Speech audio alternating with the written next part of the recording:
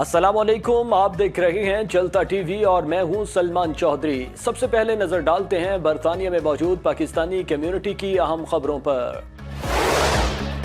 Royal نواب ہمیشہ سے active رہے ہیں اور دے آر لائک اس میں کہ انہوں نے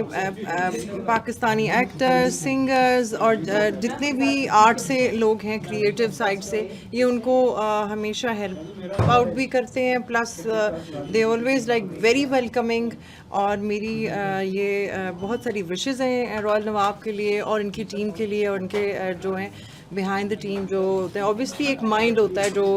اس کے ساتھ چل رہا ہوتا ہے، تو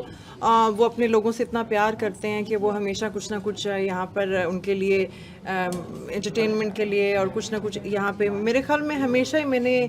رائل نواب میں کچھ نہ کچھ ہیپننگ دیکھی ہے، تو وش دیم آل دی بیسٹ۔ ہمارے لیے بڑی خوشی کی بات ہے کیونکہ آبویسلی ہماری جو روٹس ہیں وہ پاکستان سے جڑی ہوئی ہیں، اور ہمارے لیے بڑی خوشی کی بات ہوتی ہے کہ ہمارا آرٹسٹ یہاں پہ آیا ہے، اور اگر ہم ان کو لک آفٹر کریں اور ان کو ہم